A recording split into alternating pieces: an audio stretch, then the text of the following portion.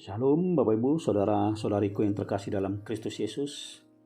Hari ini kita akan membahas bahan khotbah untuk Minggu Lettare tanggal 14 Maret tahun 2021. Bahan tersebut kita ambil dari kitab Efesus pasal yang kedua, ayat yang pertama hingga ayatnya yang ke-10. Saya akan membacakan untuk kita sekalian. Mari kita ikuti bersama-sama.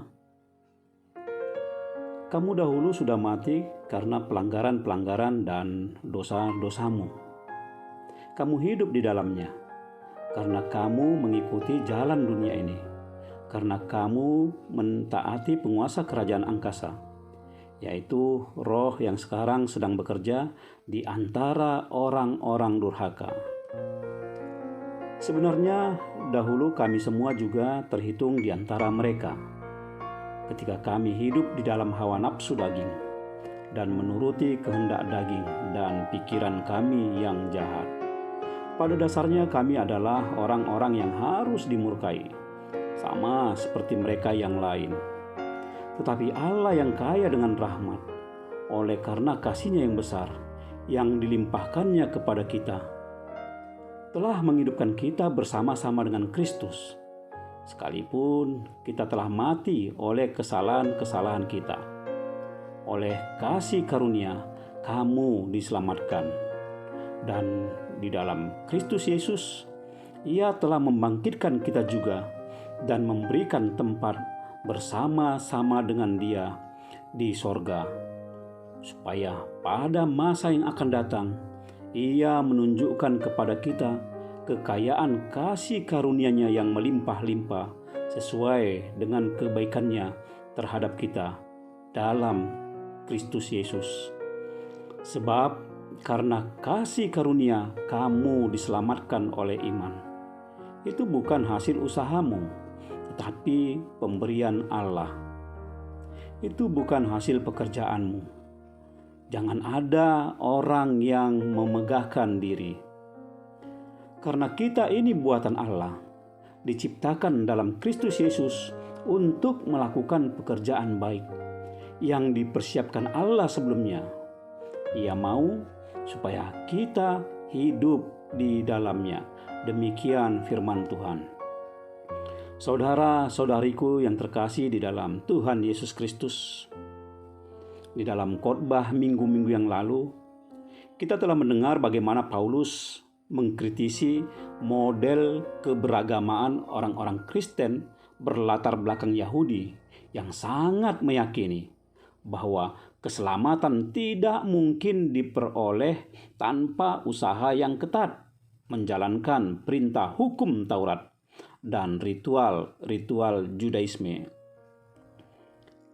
Maka di dalam nats khotbah ini Paulus mengkritisi sekaligus menguatkan jemaat Kristen Efesus yang berlatar belakang Helenis atau yang berlatar belakang non-Yahudi, agar senantiasa mensyukuri keselamatan yang telah mereka peroleh.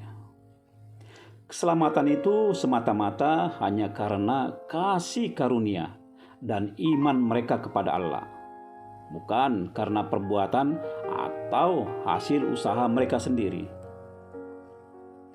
Jika perbuatan masa lalu menjadi dasar penilaian layak atau tidak layaknya seseorang untuk diselamatkan, maka sudah pasti mereka sangat tidak layak untuk diselamatkan.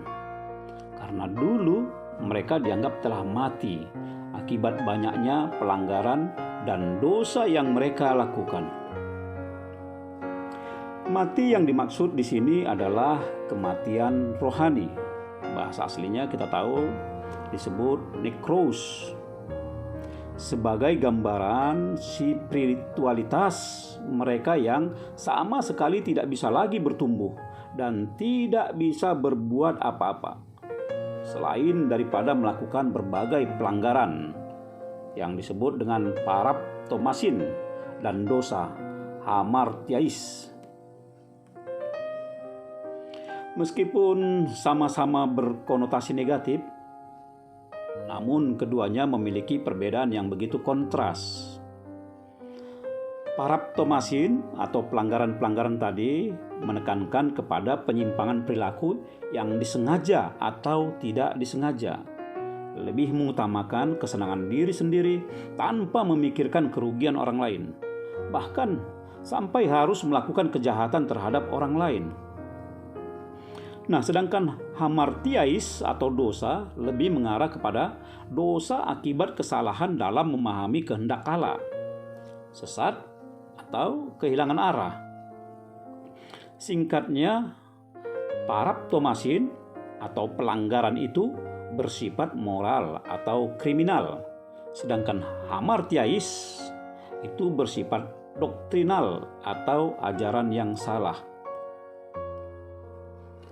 Paulus mengingatkan bahwa baik pelanggaran maupun dosa yang menyebabkan kematian rohani itu semua terjadi karena mereka tunduk kepada penguasa kerajaan angkasa, archonta theis exousia.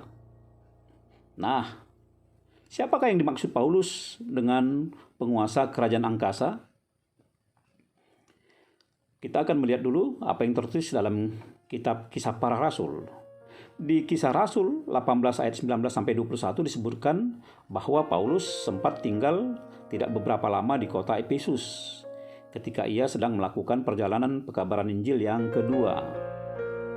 Barulah dalam perjalanan pekabaran Injil yang ketiga, Paulus tinggal selama 2 tahun di Efesus untuk memberitakan Injil Yesus setiap hari di ruang kuliah Tiranus. Ini bisa kita baca di Kisah 19 ayat 9 sampai ayat yang ke-10. Di kota ini, Paulus menghadapi tantangan dari orang-orang Efesus, baik itu yang berlatar belakang Yahudi maupun yang non-Yahudi, yang sering sekali kemasukan roh jahat, yang percaya akan sihir, dan juga para penyembah patung Dewi Artemis yang mereka anggap jatuh dari langit. Ini boleh kita baca di Kisah Para Rasul 19 ayat yang ke-35. Berdasarkan itu, dapat dipastikan bahwa penguasa kerajaan angkasa yang dimaksud Paulus adalah roh-roh jahat, kekuatan sihir, dan berhala-berhala. Selanjutnya, kesemuanya itu disebut Paulus sebagai iblis atau diabolos. Boleh kita baca Bapak Ibu di kitab Efesus pasal 4 ayat 27 dan pasal 6 ayat yang ke-12. Paulus memakai kata penguasa kerajaan angkasa karena memang istilah ini sudah sangat dikenal oleh penduduk kota Efesus, bahkan di Asia dan hampir di seluruh dunia. Tentu istilah ini bertujuan menunjukkan bagaimana kuat dan luasnya pengaruh iblis itu, yang membuat kita tidak akan mampu mengalahkannya jika Allah sendiri tidak campur tangan melepaskan kita dari kuasanya. Sebelumnya dalam Matius 24 ayat 29, Yesus mengatakan bahwa saat kedatangannya kedua kali nanti, matahari akan menjadi gelap dan bulan tidak bercahaya dan bintang-bintang akan berjatuhan dari langit dan kuasa-kuasa langit akan goncang. Iblislah yang telah membuat orang-orang Kristen Efesus sempat mati rohania.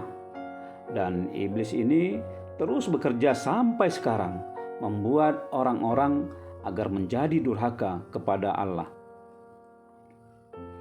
Paulus dengan jujur mengakui bahwa ia bersama teman-temannya juga sempat jatuh ke dalam kuasa iblis, sering menuruti kehendak daging dan memiliki pikiran yang jahat.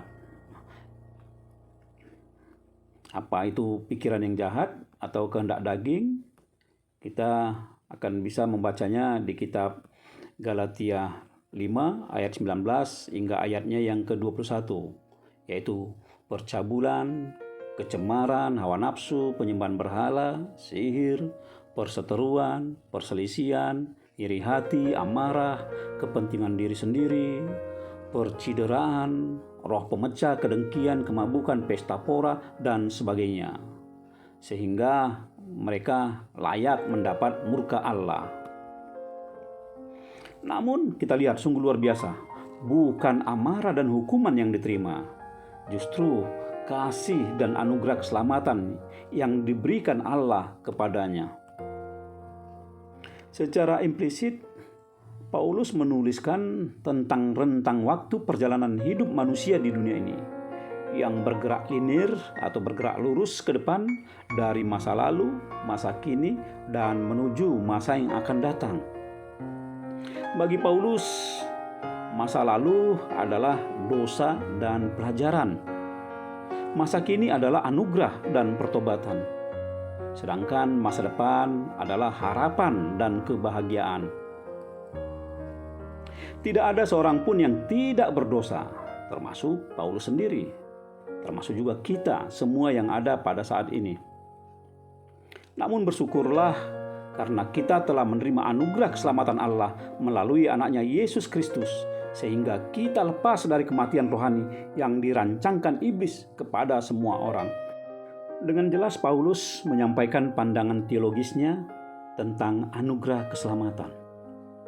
Anugerah keselamatan yang dimaksud adalah kita telah dihidupkan bersama-sama dengan Kristus. Kita juga telah dibangkitkan bersama-sama dengan Kristus. Dan kita juga diberikan tempat bersama-sama dengan Dia di sorga.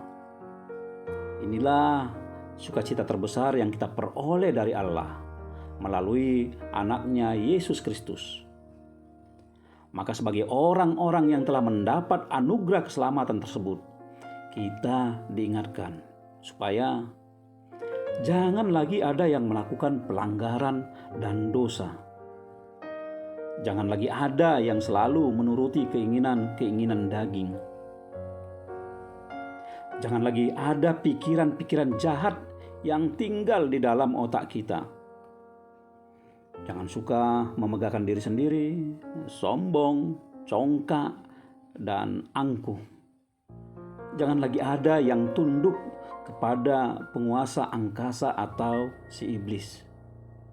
Melainkan hiduplah di dalam pertobatan dan berbuahkan kebaikan. Saudara-saudariku yang terkasih di dalam Kristus Yesus,